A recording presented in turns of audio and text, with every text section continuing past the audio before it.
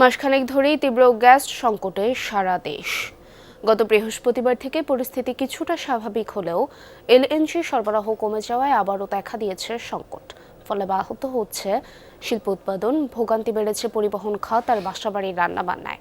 যানবাহন চালকরা বলছেন ঘন্টার পর ঘন্টা লাইনে দাঁড়িয়েও মিলছে না গ্যাস। দ্রুত সরবরাহ স্বাভাবিক করার দাবি শিল্প মালিক, সাধারণ গ্রাহক ও পরিবহন সংশ্লিষ্টদের। ভোগান্তি ভুলে চলে আসুন রিগালে। ওয়ারেন্টি সহ স্টাইলিশ কালেকশন নিয়ে রেডি রিগাল ফার্নিচার।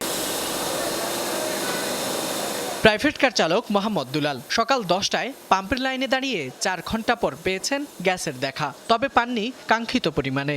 4 ঘন্টা 15-20 মিনিটের পর আমি গ্যাস পাইছি, আর ফুল গ্যাস পাইনি। বাসা বাড়িতে গ্যাস নিয়ে সকালবেলা পাক করে খাইতে পারিনি।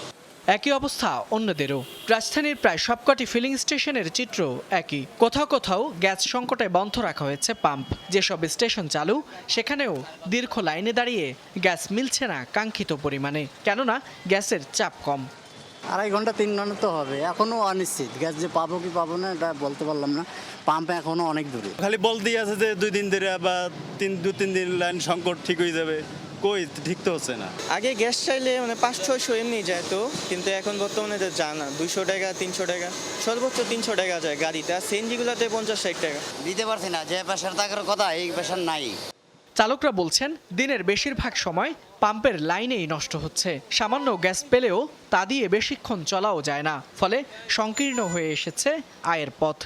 রাত্রেবেলা এসে বৈশা থাকি, এই বরপর যাইতে হয়, গাউসা যাইতে হয়, নোট শুনতে যাইতে হয়, মাধবদে যাইতে হয় গ্যাসের লাইগা। গাড়ি চালায় ভাত খায়, আমরা যদি সঠিক টাইমে যদি গ্যাস যদি না পাই, তা আমরাও মালিকে না করে দিবে। যখন গাড়ি যখন চলবে না, তা আমরা কি করে রাখবে। গত বৃহস্পতিবার থেকেই পরিস্থিতির কিছুটা স্বাভাবিক হলেও এলএনজি সরবরাহ কমে যাওয়ায় মঙ্গলবার থেকে আবারও সংকট সৃষ্টি হয়েছে। জ্বালানি সংকটের কারণে সাভার, গাজীপুরের মতো শিল্পাঞ্চলে ব্যাহত হচ্ছে উৎপাদন। পরিবহন খাতে তৈরি হয়েছে বাড়তি চাপ, প্রভাব পড়েছে বাসাবাড়ির রান্নার হাঁড়িতেও। গ্যাস স্বল্পতার কারণে আমাদের বয়লারটা স্মুথলি রান করতে পারতেছি না। বয়লার না থাকলে আমাদের আয়রনের স্ট্রিম থাকে না। 24 ঘন্টায় তেল দিয়ে চালাইতে হচ্ছে। সেই হিসাবে আমরা যে কস্টিং আছে, ওই কস্টিংয়ে আসলে আমরা বাইরে থেকে ওই কস্টিং পাচ্ছি না। শিল্পের চাকা সচল রাখা এবং পরিবহন খাতের ভোগান্তি কমাতে দ্রুত গ্যাস সরবরাহ স্বাভাবিক করার দাবি সংশ্লিষ্টদের। ফয়সাল মাহমুদ, যমুনা নিউজ, ঢাকা।